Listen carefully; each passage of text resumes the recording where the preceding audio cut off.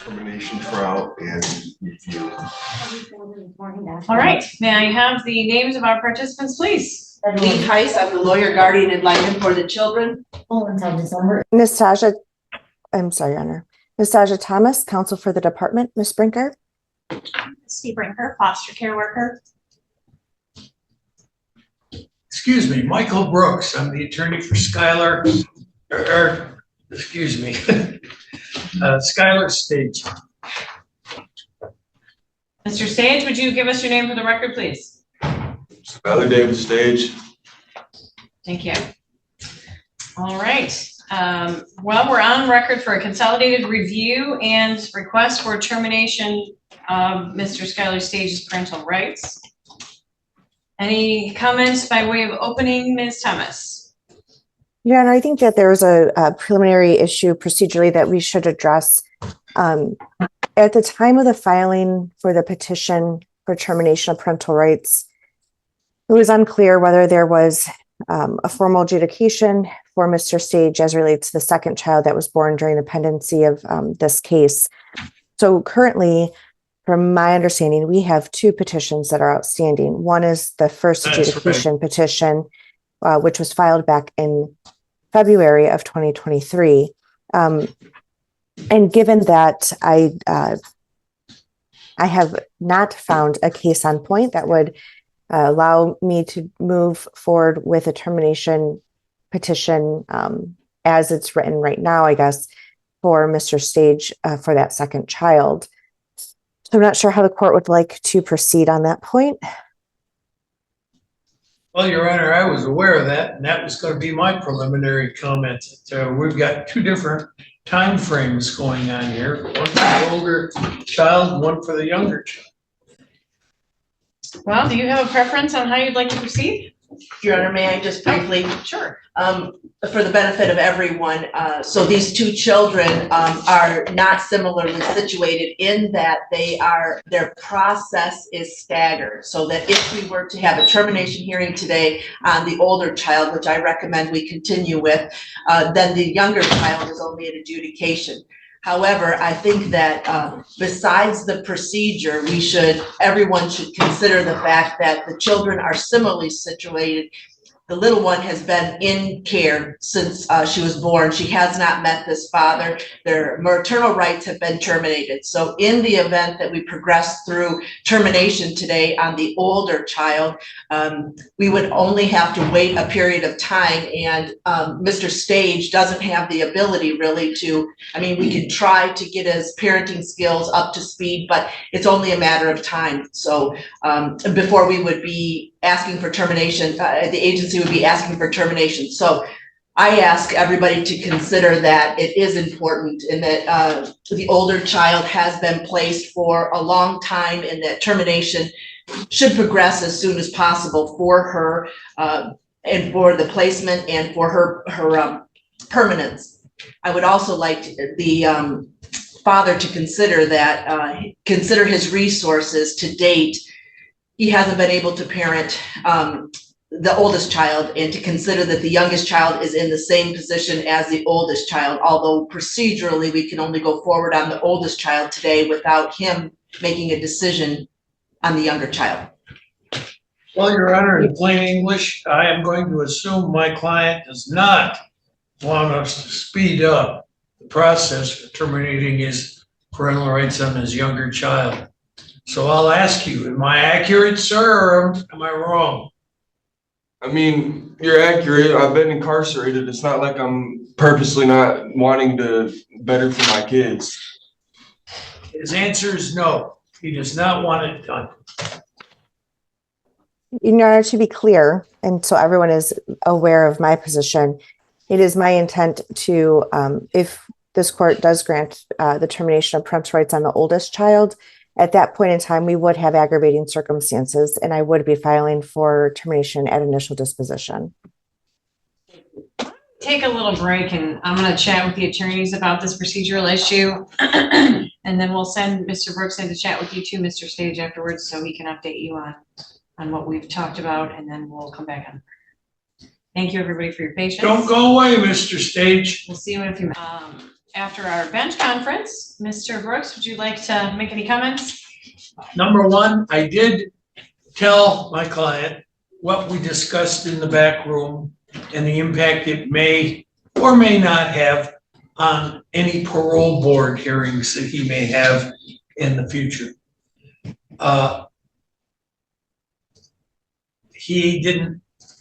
He wasn't moved by that thing at all. However, he did point out that his father, who lives in Michigan, has been approved as an appropriate home for his two children. And he has offered to voluntarily release his parental rights to both children if they can be released to his father. I wanted to put on the record so he could hear it. And there it is. Any comments, Ms. Thomas? Your Honor, I believe that we have explored this matter in the past, and there's a reason that the children are not with the paternal grandfather. Furthermore, the children are placed with the department for care and custody. So regardless if he voluntarily releases parental rights or involuntarily his rights are terminated, it would be up to the agency for the children as to where they would be placed. But at that point in time, the grandfather would have standing to compete for the adoption purpose. I can get more information from Ms. Brinker if the court would like on why the children are not with the grandfather. I think a brief review of that during her regular testimony would be fine. Your thoughts, Ms. Heiss? I agree. Mr. Brooks?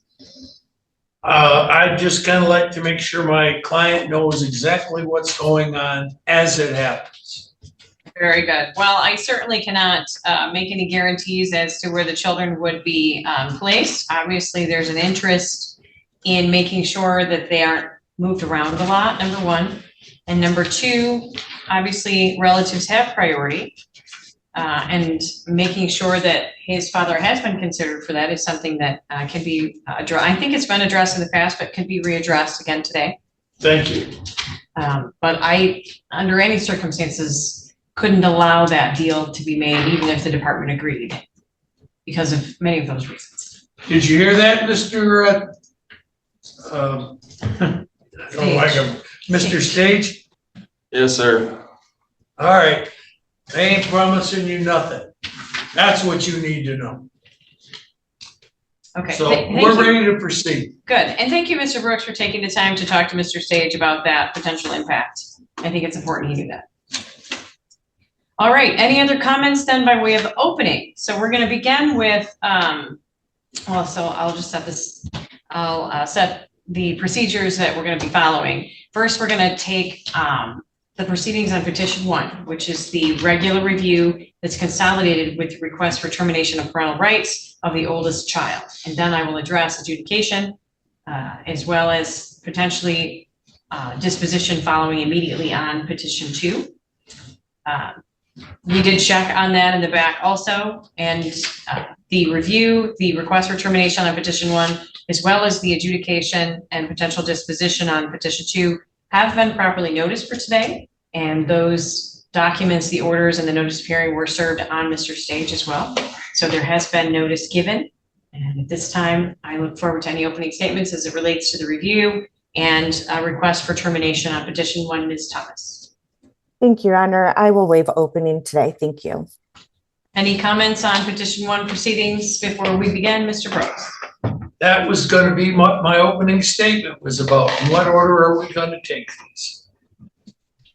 Any comments, Ms. Heiss? Your Honor, with respect to the oldest child, I have visited in person with her at her placement. Her development is strikingly on target, if not advanced. And there's a lot that goes into that, having her on her developmental milestones. She is able to use utensils to eat. She's able to color and identify her colors. She's advanced on her her numbers, her letters, she's able to play independently. there is developmentally appropriate television offered to her from when she watches television.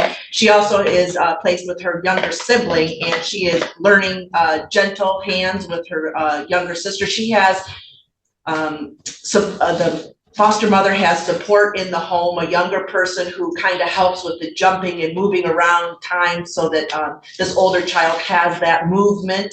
The food is all very deliberate. The home has natural light. There are it's not very structured. It is a nice structure where she knows where her lunch is. She knows where her snack is. She knows where she eats. She knows the time that the baby takes a nap, and that's her time with her mother. There's so much that goes into a child being developmentally on target, and that's happening for this child. She has a foster parent who's home full-time with her. The foster father works outside of the home, but is very attentive. There's also an adoptive child in this home who is doing well in school. All of those indicators show me that the nurture for this older child is very healthy, and it's what she's known for a long enough time that she feels stable, and she is able to communicate with me, and her foster mother sits right there so that she can look to her foster mother for guidance, and she does. So all of this child's needs are being met in the current placement, as well as her younger sisters, which factors into this child because there is enough in this home to go around. They are not missing or longing for, the visits with her mother have stopped, and that does not seem to have an effect on them, a negative effect on them. So that I would ask you to consider maintaining the placement, and I will continue with best interest factors after the evidence. Thank you. Ms. Thomas, your first witness. Thank you, Your Honor. I will call Mr. Stage. James, you can swear him in. Thank you. Mr. Stage, can you hear me okay from your end? Yes, ma'am. Okay. All right. Mr. Sage, I believe the last time that we were in court in July, were you in Hillsdale? Yes, ma'am. Since you were in Hillsdale in July, can you tell us where you are currently located? I'm currently located at Steuben County Jail in Indiana, but I'm property of the Michigan Department of Corrections. And so prior to being, were you extradited then to Indiana or writ out? Writ out, yeah. Okay. And so with MDOC, where were you located? Jackson, Michigan. Is that Eagler? Yes, ma'am. Okay. And based on the information that you have, about how long, what is your sentencing guidelines look like right now? Eligible for parole September 29th, 2025. And what is the maximum out date for your maximum sentence? It's 10/14/2034.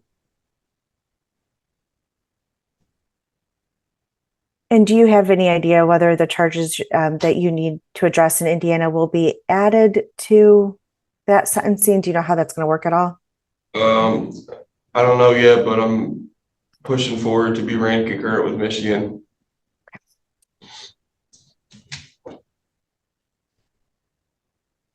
What charges are you facing in Indiana? An escape. Okay.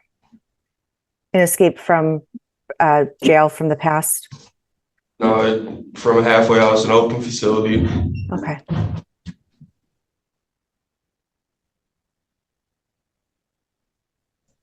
All right. So since July, have you had any communication with Ms. Brinker, the foster care worker? Yeah, I'd say about 5 times. I've gotten paperwork packets that I filled out and returned. And before I left Hillsdale, I was kept in contact with messages, but Okay.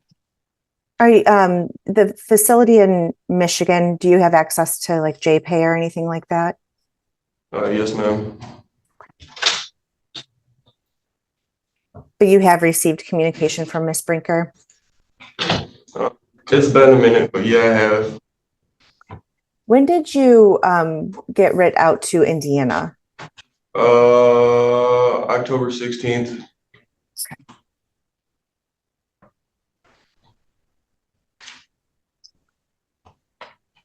Do you have any idea when you'd be going back to Michigan? February 3rd.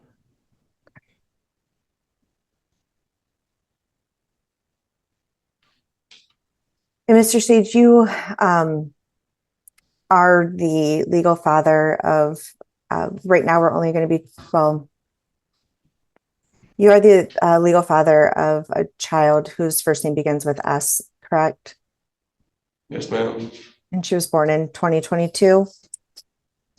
Yes, ma'am. And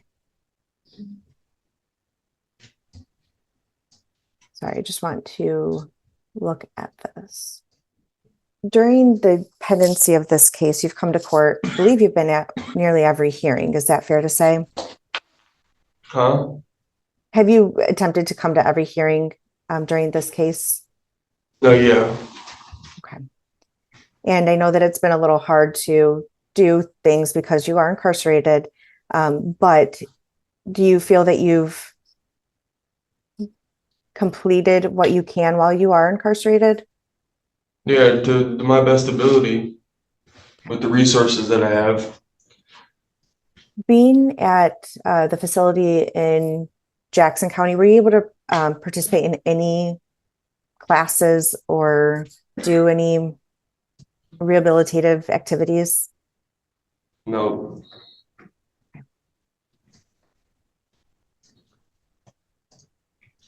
While you were so during your incarceration, just for the record and to just put it back out there, how long have you been incarcerated? 17 and a half months. And in those 17 and a half months, have you engaged in any mental health treatment? Yes. And what was that? I've talked to a psychiatrist. I was put on psychiatric medication. Okay. And were you able to do any like weekly therapy or regularly scheduled therapy with a therapist at all? No, they don't provide that. Okay. And were you able to engage in any substance abuse treatment? They don't provide that either. Okay. Do they have any NA or AA meetings that you were able to attend? No. For parenting skills or education, were you provided with any materials from Ms. Brinker? Yeah.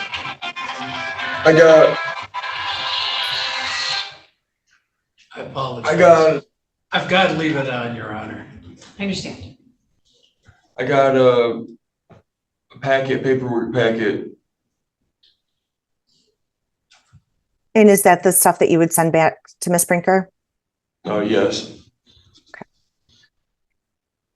Mr. Sage, if the court does not terminate your parental rights, what would your future plans be for housing, employment, and childcare for your child? I've got a job lined up as soon as I get out. I've got a residence that I can stay at until I can get the money together to get an apartment. But other than that, I'd participate in counseling. I would go to open NAAA meetings and follow through with whatever I have to with you guys. Your Honor, may I have 2 minutes to return this call? You may. All right, I mean 2 minutes. That's all I'll do. we're going to take a brief recess. Thank you for allowing the interruption. Ms. Thomas, your next question for Mr. Stage, whenever you're ready. Thank you. Okay, Mr. Sage, just to clarify, I know that you've testified to this before, but I'm going to read the offenses that you are currently serving time for in Michigan, and can you please just let me know if they're correct? It is felony weapons carrying concealed, felony assault with dangerous weapons, or felonious assault, and then a felony for assault with intent to commit great bodily harm, less than murder, or by strangulation. Are those the three convictions that you're currently serving time for in Michigan? Yep. Okay. You stated that you would have a job lined up. Can you just remind us of what that job is? EAB fabrication, And where is that located at? Quincy, Michigan, on Cole Street. And where would you be staying? You said you had a residence lined up. Where would you be staying? At my mother's house. You said your mother? Yes, ma'am. Okay, sorry. Kind of broke up there for a second. Okay.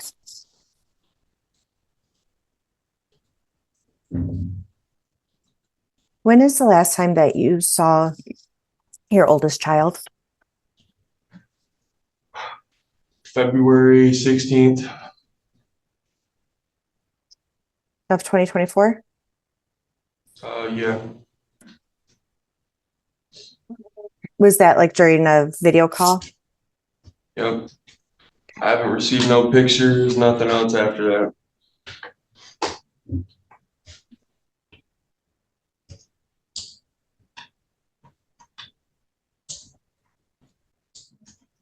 How often were you visiting your oldest child? I had one visit. Okay. And while you're incarcerated, have you addressed or been able to take any classes or anything for domestic violence? They haven't provided any. I got to before I leave prison. Okay.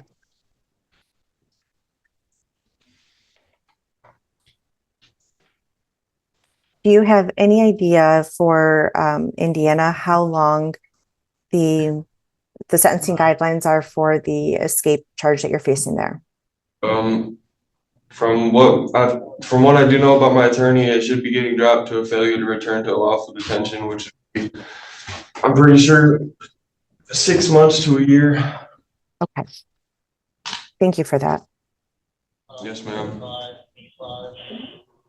Okay. I have no further questions, Your Honor. Any questions, Mr. Brooks? Well, about your father, what town does he live in? Union City, Michigan. Where is that? It's about 15 minutes west of Coldwater, Michigan.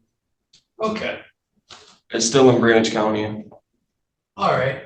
This job that you have mentioned on direct examination, is that company a company that's owned by someone in your family, or have you got some other inside connection? My dad's the supervisor there, and I've had a job there before. What do they do? Reinspection, general labor, fabrication. And what was your hourly rate? And I believe it was $17, $18 an hour. Were you working full-time? Yes, sir.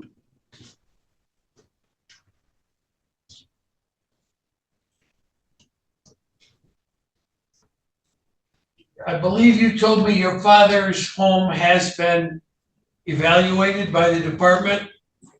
The last time I talked to him, which would have been about 5 days ago, he told me that he was waiting on paperwork to get sent to him to sign for adoption, and he said it would be up to the judge after that.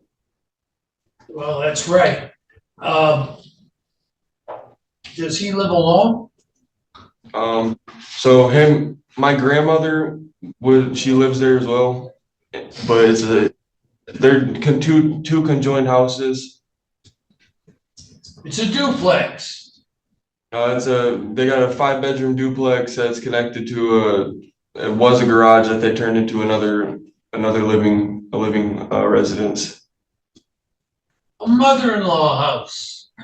That's Yeah. what they call it. So there's plenty of room for these two little girls. Oh yeah, most definitely. It's just my grandmother in the 5 bedrooms. Do you know of your own knowledge whether your father's ever had problems with the Department of Social Services in his own life as opposed to you? As opposed to me, no. I know that when I was younger, I made some allegations on him, towards him, and they were involved, but by himself, no. All right.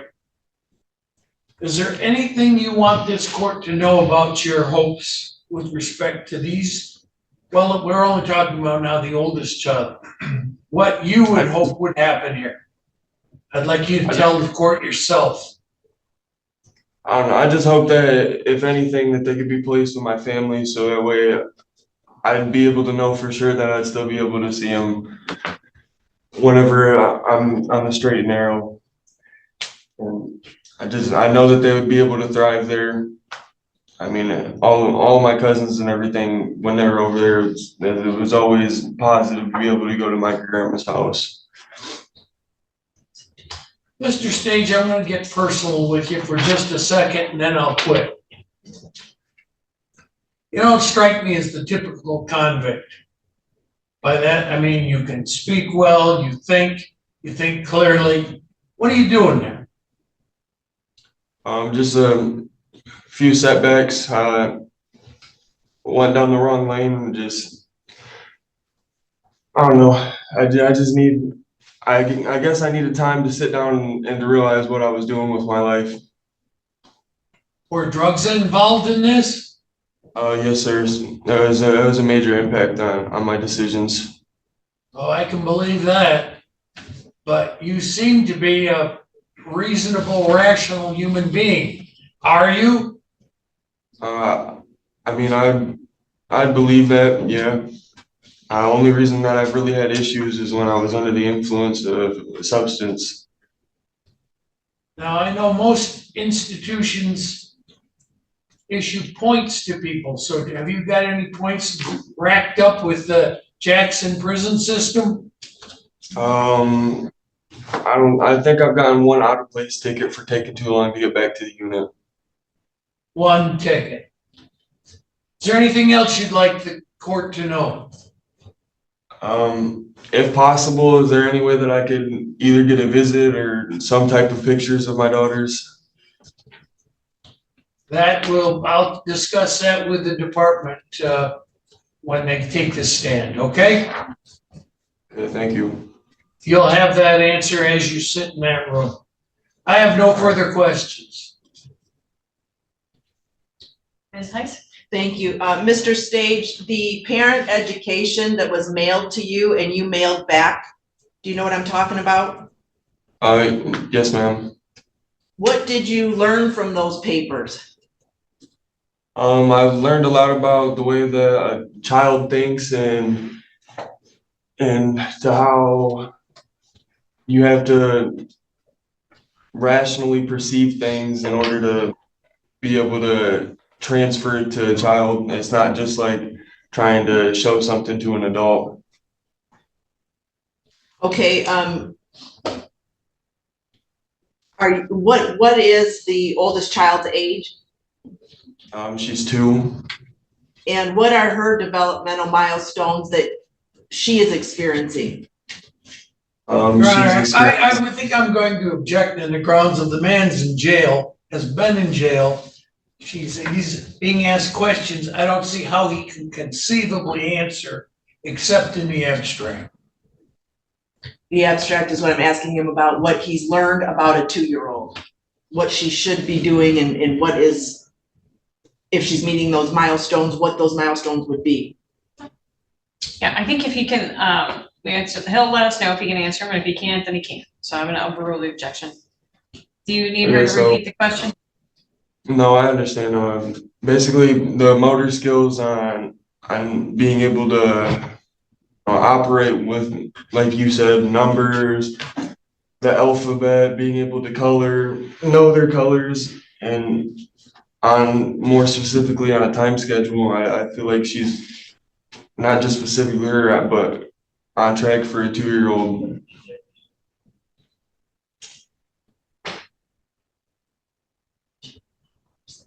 you have visited with her once. Is that really close to the date of birth of her younger sister?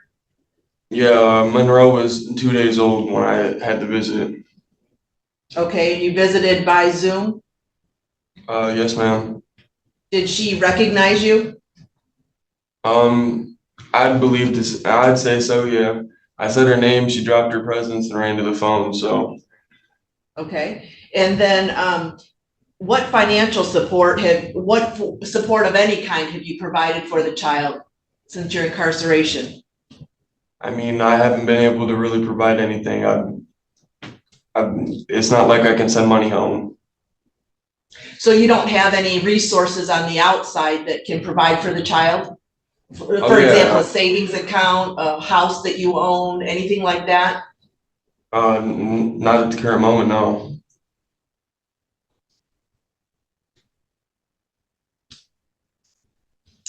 With respect to your plan, if you were released, you said that you would go to AA and some of those things, right?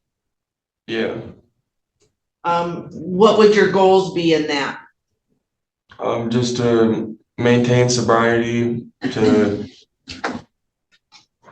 get more one-on-one with a higher spirit, get into the word. Just mainly what you would go to AA for, to maintain sobriety. Okay.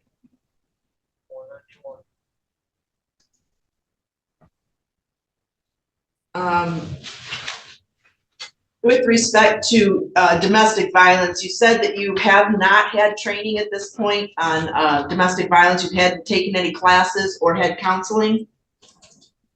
No, ma'am. Do you still have a relationship with the children's mother? There was a no contact order in place. I haven't had communication with her in several months.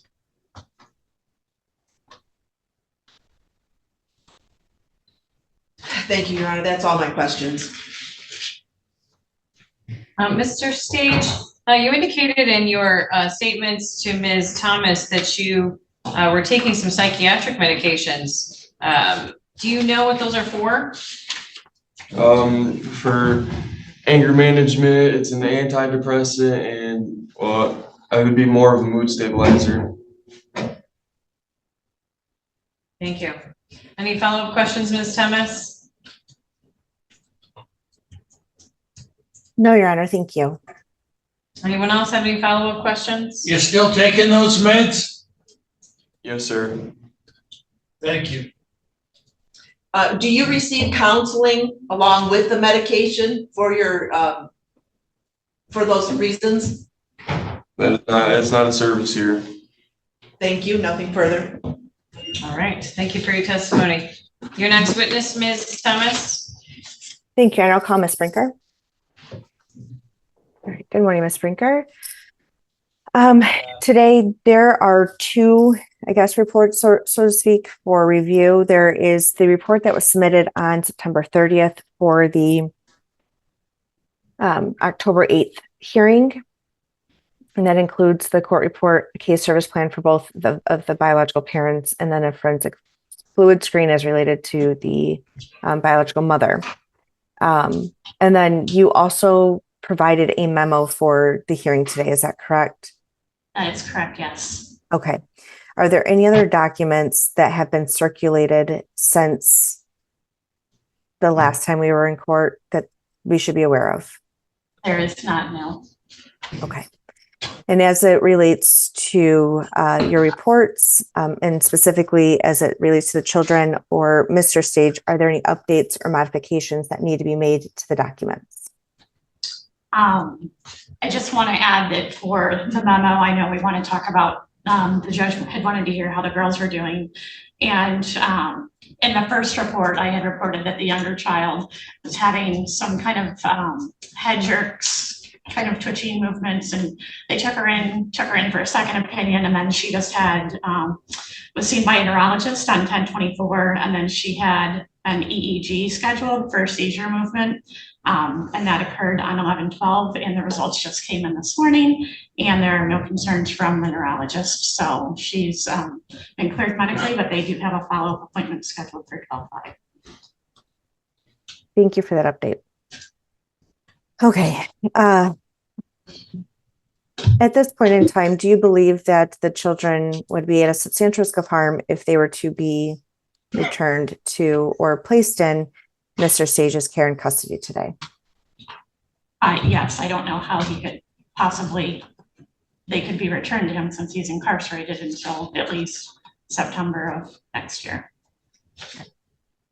For this court report, the one that was submitted on September 30th, were you able to send that to Mr. Stage? I did, yes, and I'm not sure what happened because I did include a picture of the girls in it so he could see them. Developmentally, I included it for the court and for everyone to see so that he would have a picture. And I also did he did, I think I put it in the memo, he sent me a letter for the older child's second birthday and wrote a letter to her. And so I wrote him a letter back, and that I mailed that, I think, maybe last week or the week before I knew he was transferred, but letting him know that I had received the letter and given it to her. And also provided him with an email address that the foster parents have set up for any time that he or his parents would like pictures of the girls or updates on the girls. They're happy to provide that information. So all of that information was included in a letter to him. Okay. During this review period, so since July, I know it's a little difficult. Mr. Stage, his case service plan has several steps from when he's in jail versus when we're in prison and then if released. So during this review period, how would you describe his compliance with or benefit from the portion of the case service plan that applies to his current status? Well, unfortunately with prison, even though there's supposed to be more services available to him, he was just staged at the reception center because there was no place for him to go. And they said that they did not provide services at that stage. And once he got transferred to his, end destination facility, then more services would be applicable to him. But unfortunately, the time that he spent at Idler was not conducive to him having any case services. Right. Were you aware or were you notified when Mr. Stage was moved or writ out from? No, I was notified on Friday. Okay.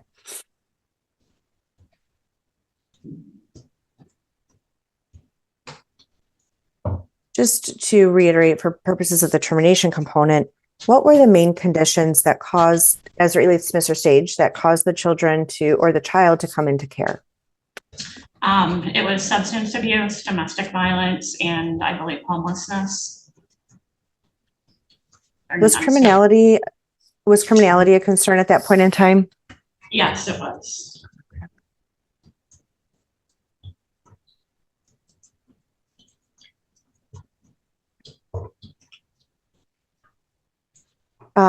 As relates to, I know that this is in your report, and so I just want to highlight it, but as relates to looking for relative placement, can you please again reiterate which relatives were explored for potential placement? Yeah, so initially when the older child came into care, his father did come forward and asked to be assessed. And he was denied placement due to him being a confirmed perpetrator of abuse of Skylar. He was recently expunged from Central Registry, and therefore we just did another home assessment for his father on 9/29. When asked about the CPS history and confirmed perpetrator of abuse, he denied it, so there was nothing on his record. He took no accountability for the actions, again stating that Skylar was a difficult child, and he didn't indicate that he needed to make any changes to his parenting style. That has been the only home that has come forward. We've also, the agency also let him know at this point, the girls were stable in their placement and in foster care, and that the girls would not be moved, and that he would be eligible to be assessed for adoption once termination did occur. Okay. Did you have an opportunity to look at the relative or the grandpa's home? Yes, I did. Okay. And was it otherwise appropriate? It's, so his father lives in the garage. It's kind of difficult to explain. So his father and stepmom live in the garage that they converted kind of into a home. There were some concerns in that living space. However, the home is connected to his, to Skylar's grandmother's home, and there was no concerns in that home environment, other than the fact that the father, Matthew Stage, is obviously connected in that home environment.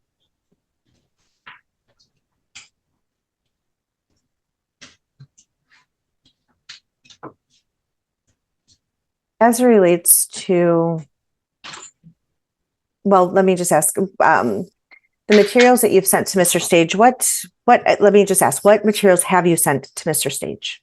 In his last reporting period or previously? I mean, I've sent him parenting classes previously when he was at Hillsdale, and like he stated earlier, and I stated previously on the record, you know, before he had the device where he could text me, and, you know, we would communicate that way, and I would send him updates that way. Unfortunately, he was not able to receive pictures, but so we used to communicate that way. And then when he got transferred to Egler, the communication up there is very challenging, even for me, to try to get information about him and his services and what's going on with his case.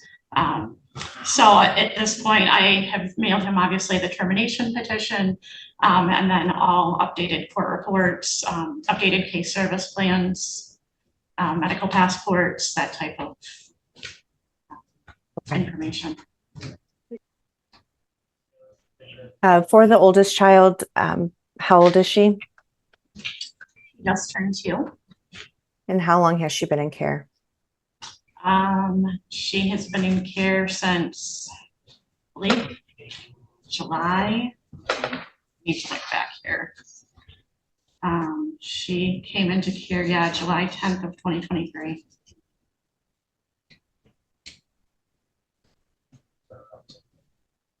So for about 1.5 years, she's been in care? Yes. And she's 2 years old? Yes. Has she been in the same placement for the entirety of her time in foster care? I believe she was initially placed someplace different for about a month.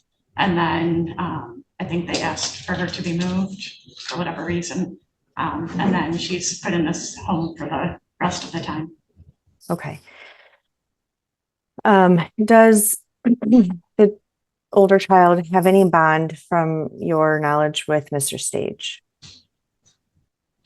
I don't believe so, no.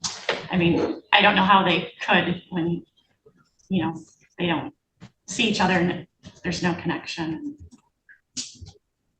What, during your time as a foster care worker, what was the visitation history like between the oldest child and Mr. Stage since July of 23? Understand, you remain on the road. Your next question, Ms. Thomas? Thank you, Honor. Okay, I had asked what the visitations schedule or parenting time schedule looked like with Mr. Stage and the oldest child since July of 23. To my knowledge, I think I was not the original caseworker, so I can only speak to what I know, but I think he probably only had a few being 2 or 3, I assume, visits since she's been in care.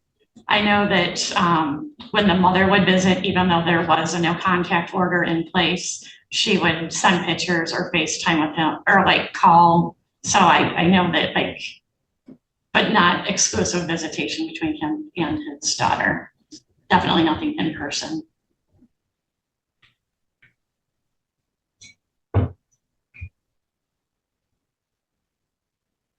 as it relates to her need for permanency, stability, and finality,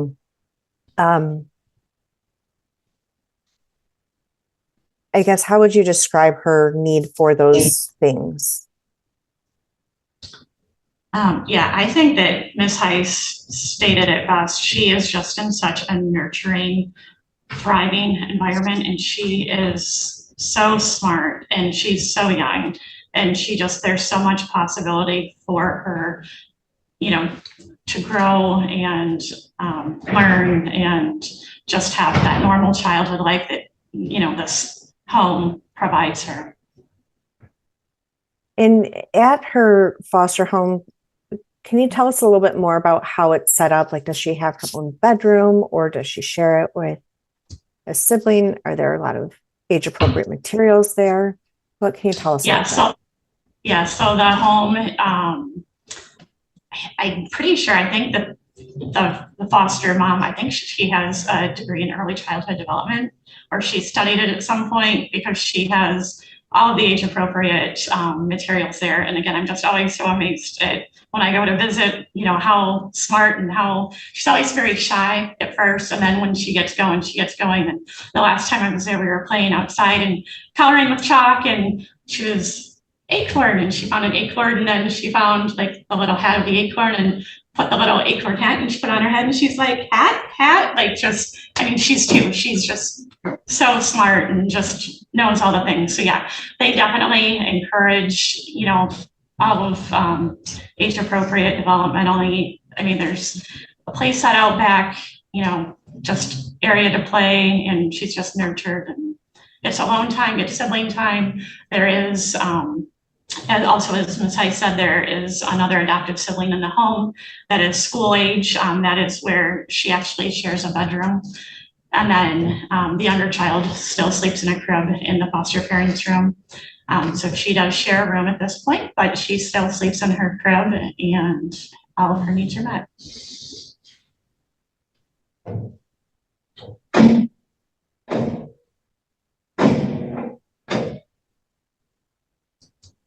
Are the current foster care parents willing to provide permanency through adoption? They are, yes. In the petition, it indicates that the paternal grandfather and maternal grandparents have visited once a quarter since the children have been in care. Has that continued? Yes. Their last visit was on October 6th. Okay. And is that still happening on a quarterly basis, or is it more frequent? It's quarterly. Okay. And I'm sorry if I know it's kind of redundant, but the paternal grandfather did want to be explored for placement, but what about the maternal grandparents? I have not.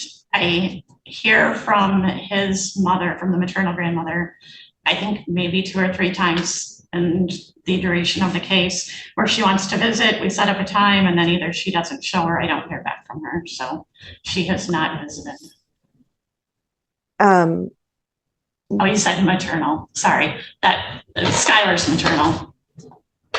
So I was referring okay, so to. the paternal grandmother is the one that you were just referring to? Right, correct, yes. Okay. And then, but as it relates to the grandparents that the child does see on a regular basis, is that, to the best of your knowledge, is that something the foster parents are willing to continue if they move forward with adoption? Yes, again, when we did the visit on October 6th, I gave them the email information regarding the foster home, and let them know that anytime they wanted to check in on their grandchildren, that she was more than happy to email them with, doctors, pictures, doctor's visits, like developmental things, pictures. So they are definitely willing to foster the relationship with the birth family.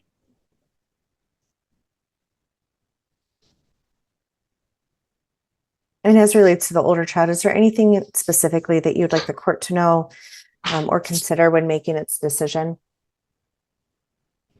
Again, I just feel strongly, she's very strongly bonded to this family, two-parent family. And like I said, they're both very, very involved with both of the girls. So it's definitely the best placement for her. Thank you. With that, Your Honor, I have no further questions of Ms. Brinker. Would move to admit the court report that was submitted on September 30th, and then also the memo that was submitted for today's hearing. No objection. No objection. Thank you. It is received. Questions for this witness, Mr. Brinker? Mr. Brooks, questions for Ms. Brinker? Ms. Brinker, I know you are a conscientious worker, okay? So in that vein, I'm going to ask you for something as opposed to asking the court to order it. Would you provide my client with some photographs of his children? Absolutely. Now that I know where he is, I'll definitely get those out to him today. That's all I have. Ms. Heiss? Thank you, Your Honor. If there were a more perfect place for these children to grow up, would you agree that just a move in and of itself is likely to cause trauma to the children? Absolutely.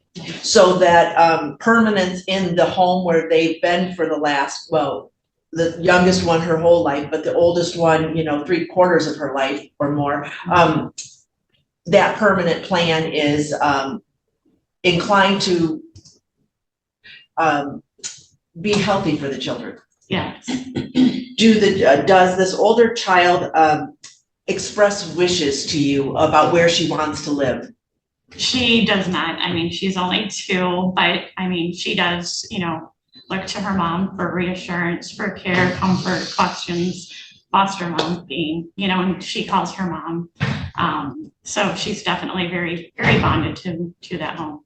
Can you talk to me? Have you observed any bond between her and her younger sister? Oh, of course. Yeah. Even during visits with their biological mom, the older child would take care of the younger one when she would be upset or crying. She would go and get a bottle and, try to help her, try to tell her mom, what her sister needed. So yeah, she's very, very bonded with her little sister. That little one essentially came home from the hospital to this placement, is that correct? That is correct, yes. And the older sister had already been there for about a year when her little sibling was placed there, something. Right, probably 7 or 8 months, yeah.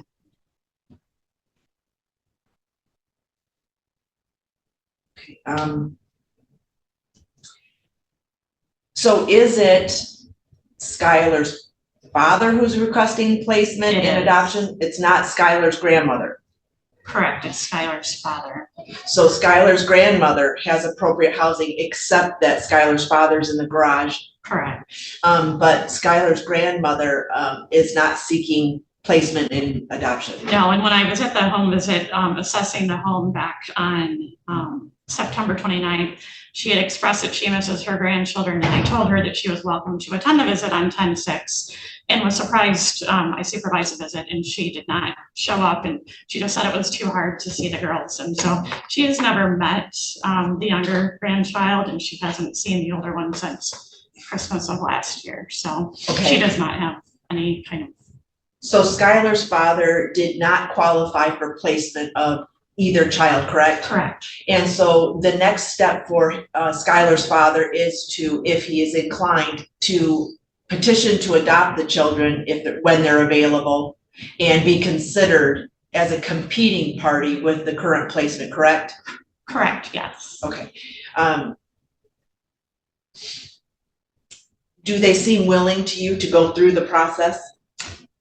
Well, that's when termination does occur. I've already told him that I would mail him the letter of intent, and that I would schedule an orientation with him to go over everything that is entailed for the adoption process. So I feel like it's a little bit soon to tell, because the adoption process, as we all know, is pretty invasive and involved, so. Thank you. I have nothing further. Any redirect? No, Your Honor. Any recross? No, Your Honor. Thank you for your testimony. May you return to your seat. Well, the court would be inclined to continue today's hearing to a different day to conclude the proofs. I also have some specific requests that I'd like to put out to Ms. Brinker on a couple of items. I would love to say that we could finish this up this afternoon, but we already have a number of things scheduled. So I've been evaluating the availability of the court on the docket, and it looks like I may be able to give you the afternoon of Monday, December 16th, beginning at 2:30, if you're all available. The day again, Your Honor? Monday, December 16th at 2:30.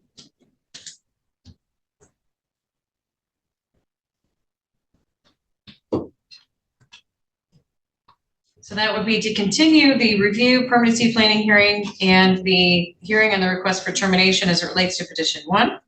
That would also be to continue the adjudication trial, and immediately following that, the disposition as the court seems fit on petition 2.